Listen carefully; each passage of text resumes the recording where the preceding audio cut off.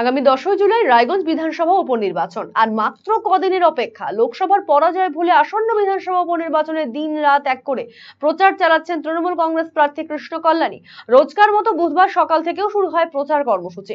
পৌর এলাকার পাশাপাশি গ্রামাঞ্চলে সমান তালে প্রচার করছেন তৃণমূল কংগ্রেস প্রার্থী। রায়গঞ্জের উন্নয়নকে ত্বরান্বিত করতে তৃণমূলকে ভোট দেওয়ার আবেদন জানাচ্ছেন। সাধারণ মানুষের সামনে তুলে ধরছেন রাজ্য সরকারের একাধিক উন্নয়নমূলক প্রকল্প। জনসংযোগের ফাঁকে এদিন রায়গঞ্জের বিধান মঞ্চে একটি নির্বাচনী কর্মী বৈঠকের আয়োজন করা হয় তৃণমূল কংগ্রেসের দলের পক্ষ থেকে। পৌর প্রশাসক সন্দীপ বিশ্বাস, তপন দাস সহ অনেকেই সেখানে উপস্থিত ছিলেন। লোকসভায় পরাজয় হলেও বিধানসভা উপনির্বাচনে ঘাসফুল ফুটবেই বলে আশাবাদী তৃণমূল কংগ্রেস প্রার্থী।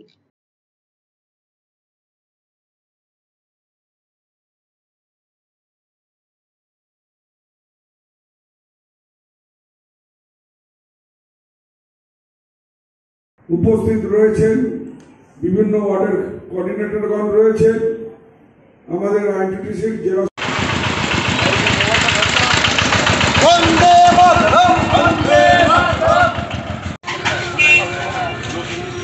আপনার শিশু কি অটিজমে আক্রান্ত? বয়স উপযোগী কথা বলছে না, ঘাড় শক্ত হতে, বসতে বা হাঁটতে সমস্যা হচ্ছে, অধিক মাত্রায় চঞ্চল এবং মনোযোগের অভাব হচ্ছে, ডাউন সিনড্রোম রয়েছে, বন্ধু বান্ধবের সাথে মেলামেশা করতে সমস্যা হচ্ছে, লেখাপড়ায় অনীহা দেখতে পাচ্ছেন?